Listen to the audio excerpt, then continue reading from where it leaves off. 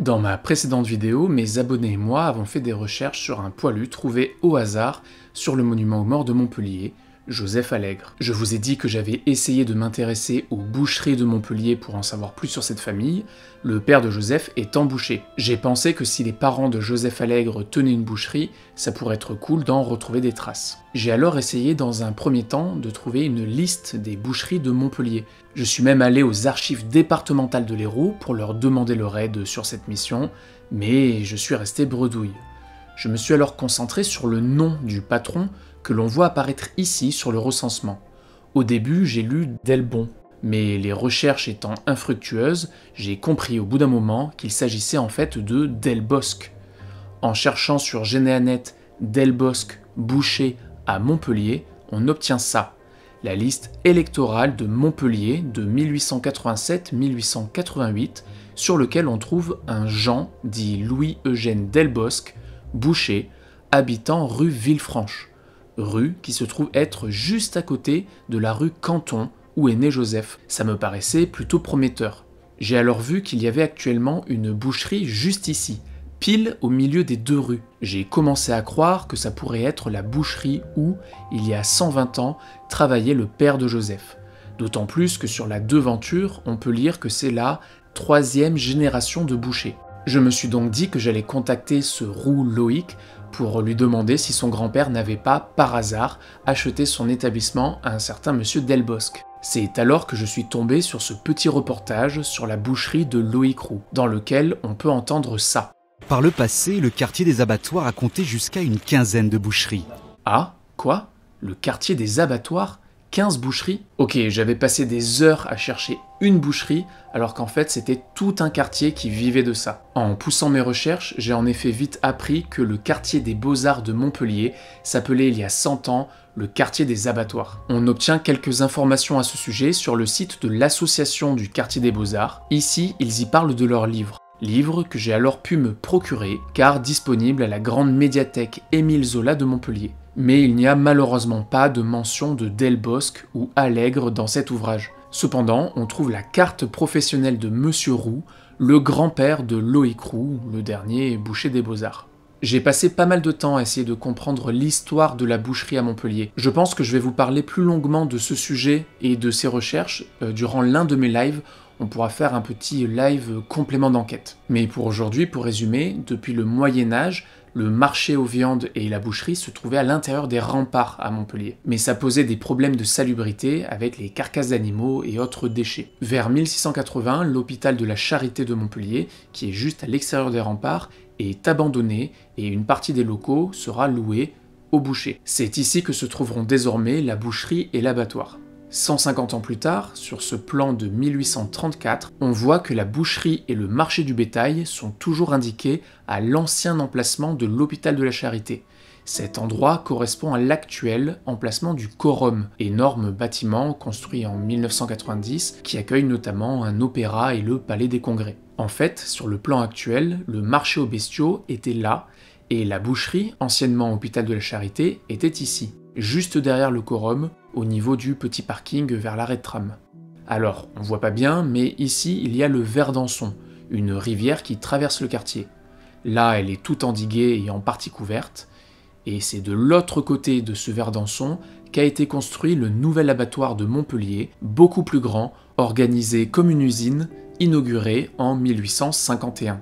En reprenant ma carte de 1896, on voit effectivement, au nord de la ville, un grand ensemble de bâtiments, l'abattoir et le marché aux bestiaux. On voit d'ailleurs ici une rue appelée rue de la Vieille Boucherie. Après avoir accueilli l'hôpital de la Charité puis la boucherie, ce lieu a apparemment été transformé à cette époque en bain et lavoir public. Pour finir sur l'histoire rapide de ce quartier de Montpellier, on peut trouver à la fin du livre une chronologie des moments clés du quartier au cours des siècles. Sur la dernière page de cette chronologie, on lit 1985, démolition des abattoirs. 1986, opération de construction des logements opaques à l'emplacement des anciens abattoirs. Ce sont donc les bâtiments que l'on retrouve actuellement ici. 1987, le conseil municipal vote le changement de nom de la place des abattoirs qui devient place des Beaux-Arts. Chose que j'ignorais complètement donc, ayant débarqué à Montpellier en 2006. En 1987, début des travaux du Quorum, bâtiment dont je vous ai parlé tout à l'heure, avec son inauguration en 1990. Voilà donc ce que je voulais vous raconter sur le quartier où est né Joseph Allègre. Mais ses parents alors, travaillaient-ils à l'abattoir de Montpellier ou dans l'une des nombreuses boucheries aux alentours? Je me disais que j'avais déjà fait le tour et que je trouverais probablement rien de plus sur le sujet. Mais c'est alors que l'une de mes abonnées, Caro Farfouille sur Instagram, allez la voir, elle parle de généalogie aussi, me parle d'une ressource que je n'avais alors jamais exploitée et dont il faut absolument que je vous parle aujourd'hui, les annuaires. Les archives départementales de l'Hérault ont numérisé les annuaires du département et ils sont disponibles en ligne sur leur site. Il faut aller dans Presse, puis chercher Annuaire du département. Vous avez alors 112 années numérisées à partir de 1818 avec quelques lacunes. Et en feuilletant l'exemplaire de 1902, le premier disponible après la naissance de Joseph Allègre en 1896, je me suis rendu compte que c'était une mine d'or. Une mine d'informations très précieuse pour les passionnés de généalogie que nous sommes. Alors je ne peux pas faire l'inventaire complet de tout ce qu'on peut y trouver, je vous laisse fouiller vous-même si ça vous intéresse.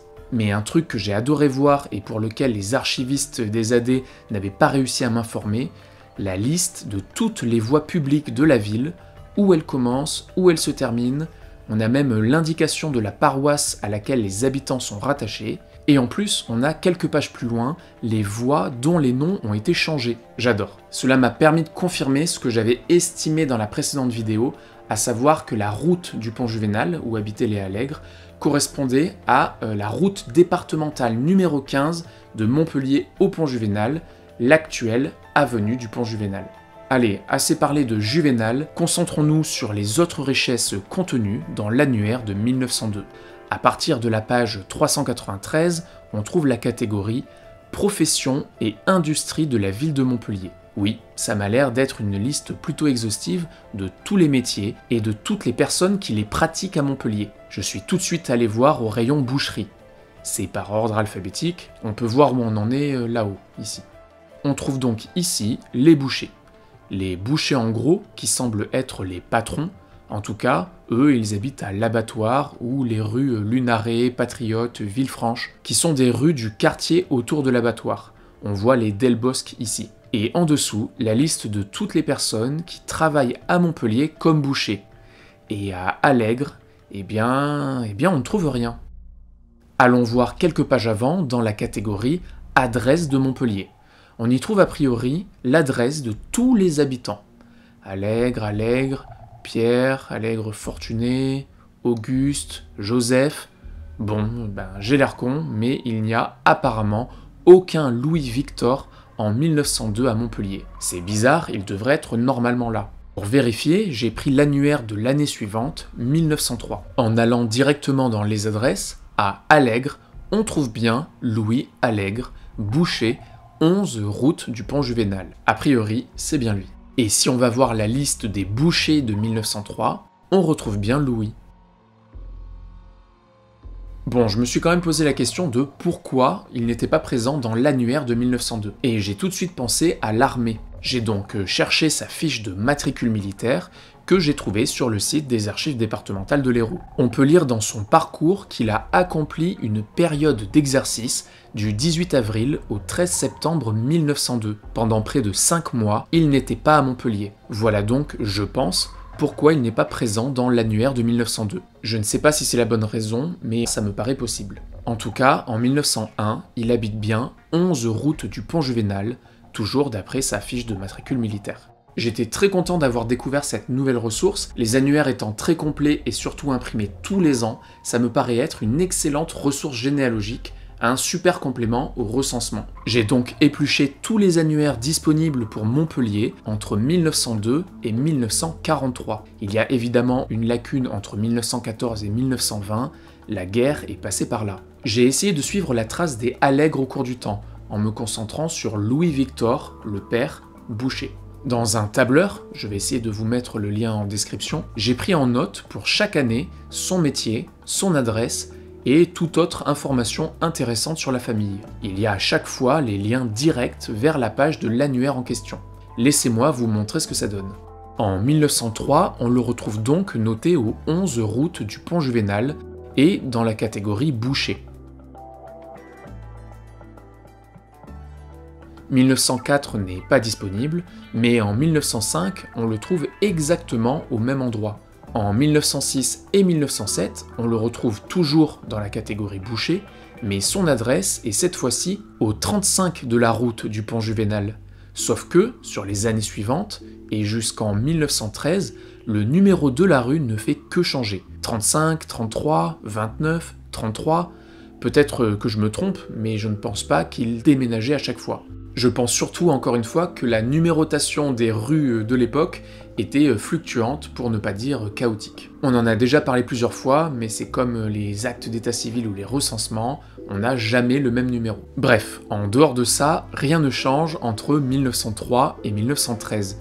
Cependant, sur l'annuaire de 1913, on trouve aussi Joseph Allègre, commis à la trésorerie, notre fameux poilu, trouvé sur le monument aux morts. Il est alors âgé de 17 ans, et il est lui noté au 9 de la route du Pont Juvénal. En 1914, on retrouve encore Louis et Joseph, mais il y a ici un changement très intéressant. Ils sont tous les deux notés comme habitant le quartier de la Jalade. C'est l'adresse que j'ai donc étudiée dans ma précédente vidéo sur nos recherches sur Joseph Allègre. Cette étude des annuaires nous permet donc de savoir que c'est entre 1913 et 1914 qu'ils sont passés de la route du Pont Juvénal au chemin de la Jalade. Il y a une autre information que je trouve très intéressante sur cette page. Louis est ici noté comme ancien boucher. Et si on va à la page des bouchers de 1914, il n'y est effectivement plus. Louis a alors 42 ans, ça me paraît plutôt jeune pour prendre sa retraite. Que s'est-il passé? Peut-être était-il malade? Ou alors peut-être c'est parce qu'il a été mobilisé en août 1914 pour la Grande Guerre? Je ne sais pas. D'autant plus que quand les annuaires reviennent après la guerre, dans celui de 1920 ou de 1922, il est toujours noté comme ancien boucher.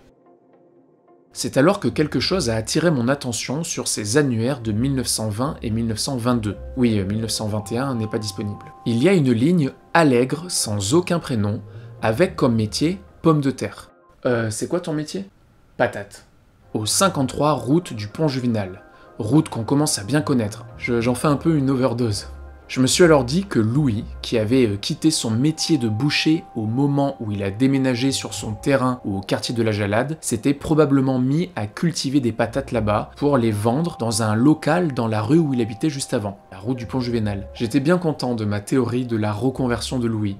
Sauf que, dans l'annuaire suivant de 1923, on a plus de précisions sur cette pomme de terre. Il est noté Allègre François, ce qui fait tomber à l'eau ma théorie de la reconversion. Mais c'est qui ce François du coup? J'ai donc fouillé dans les recensements de Montpellier de 1921 à la route du Pont Juvénal et j'y ai trouvé Allègre François, né en 1873 à Saint-Chinian, marchand de pommes de terre. Toujours sur le site des archives départementales de l'Hérault, j'ai ensuite trouvé son acte de naissance à Saint-Chinian. En remontant quelques générations grâce au nom obtenu sur cet acte, je n'ai pas réussi à trouver d'ancêtre commun entre ce François Allègre et les Allègre qu'on étudie. Leur lien de parenté semble alors assez éloigné, et c'est donc à première vue un hasard s'ils se retrouvent tous sur la route du Pont Juvénal. En tout cas, ce n'est pas une reconversion de Louis en vendeur de patates. Lui est toujours marqué comme ancien boucher. C'est cette année aussi que l'on voit apparaître son autre fils, Jean, serrurier, rue Fournarier. Ce sera d'ailleurs le cas jusqu'en 1927. En 1928, 1929 et 1930, Louis est toujours ancien boucher à la même adresse, mais son fils Jean semble avoir déménagé au 9 bis rue Général Mathieu Dumas. Mais c'est sur l'annuaire de 1931 que l'on va pouvoir observer des changements intéressants. Alors déjà, il y a une deuxième ligne pour Allègre Jean Serrurier. En plus de l'adresse au 9 bis rue Général Mathieu Dumas, il est également noté rue de l'Air. Je me suis alors dit qu'il avait peut-être acheté une nouvelle maison ou un appartement, il habitait dans l'un et son atelier se trouvait alors dans l'autre. Mais bon, pour être sûr, tout comme le vendeur de patates de tout à l'heure, je suis allé vérifier dans les recensements de Montpellier de 1931 à ces adresses. Rue Général Mathieu Dumas, on trouve Allègre Jean, né en 1904 à Montpellier, serrurier, épouse Randon. C'est bon, c'est bien le fils de Louis, le frère de Joseph. Et rue de l'Air? Eh bien, rue de l'Air, on a Allègre Jean, né en 1870 à Montpellier, serrurier. Bon, c'est en fait une autre personne, un homonyme. Mais probablement un oncle qui a formé son neveu à la serrurerie, non? Pour savoir, je suis donc allé chercher l'acte de naissance de ce deuxième Jean Allègre. On y trouve le nom de ses parents, mais encore une fois, en remontant quelques générations, impossible de trouver un lien de parenté entre les deux, ils ne sont a priori pas proches. Il s'agit donc là encore d'un cas d'homonymie. Deux Jean Allègre, serrurier, à Montpellier. Très facile de tomber dans le piège, c'est pour ça qu'il faut toujours vérifier et faire gaffe aux potentiels homonymes. Et ce n'est pas la seule chose intéressante à noter sur cette édition de 1931 de l'annuaire de l'Hérault. Ici, Louis Allègre n'est plus noté comme ancien boucher, mais à nouveau tout simplement comme boucher. Je suis donc allé vérifier ça dans la partie profession. Dans la liste des bouchers, eh bien je ne le trouvais pas. Il y avait un problème quelque part. C'est alors que j'ai pensé à vérifier dans l'autre catégorie de bouchers, et il était là, Louis Allègre, chemin des Brusses. Il n'était en fait plus boucher au détail comme il l'avait été par le passé, cette fois-ci il était boucher en gros, comme l'étaient ses patrons à l'époque. Je ne sais pas ce qui l'a fait sortir de sa retraite, bien que je ne pense pas que c'était vraiment une retraite, mais en tout cas il a repris officiellement une activité de boucher. Il était jusqu'en 1934 au chemin des Brusses, ce qui est assez éloigné des autres bouchers et du quartier des abattoirs, c'est encore plus au nord que le chemin de la Jalade où il habitait. Et d'ailleurs, de 1935 à 1939, l'année de sa mort, il est toujours noté comme boucher en gros, mais cette fois-ci à cette adresse, chemin de la Jalade. Il avait alors 66 ans. Et concernant son fils Jean Serrurier, à partir de 1932, c'est encore une nouvelle adresse qui apparaît, 7 rue d'Aimaz. De 1933 à 1935, il est noté Serrurier 7 rue d'Aimaz, domicilié rue Général Mathieu Dumas. Il avait cette fois-ci son atelier à une adresse différente de celle où il habitait. Adresse de domicile qui va changer en 1936. De 1936 à 1939, il est domicilié 29 rue Chaptal, mais son atelier est toujours au 7 rue d'Aimaz. Puis enfin, quand l'annuaire revient en 1942, son atelier est toujours rue d'Aimaz, mais lui est domicilié chemin de la Jalade. Comme on l'avait vu dans la précédente vidéo, il a hérité du terrain familial à la Jalade au décès de ses parents. D'ailleurs, des documents sur les registres d'hypothèques, j'en ai trouvé pas mal pour Jean Allègre, qui concernent notamment les adresses qu'on a vues juste avant. Mais je ne vais pas vous en parler là, on en parlera si ça vous intéresse dans le live complément d'enquête. En tout cas, j'étais très heureux de découvrir ces nouvelles ressources que sont les annuaires. C'est extrêmement riche en informations. J'ai essayé de vous montrer comment, avec leur aide, on pouvait essayer de suivre une famille, l'évolution d'une famille au cours du temps. J'espère que c'était pas trop chiant à suivre et que ça vous a donné des idées pour vos recherches à vous. Sur ce, je vous remercie pour votre fidélité, et je remercie encore mes fidèles tipeurs, les quelques-uns qui me soutiennent encore sur Tipeee. Si vous avez les moyens, n'hésitez pas à aller y faire un tour. Sinon, je vous invite à partager ma chaîne et mes vidéos, ça m'aidera déjà grandement. Merci encore tout le monde, et à bientôt. Quel est votre métier? Pomme de terre! Pomme de terre! Pomme de terre!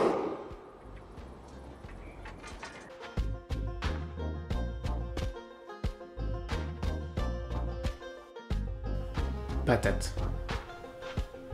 Patate.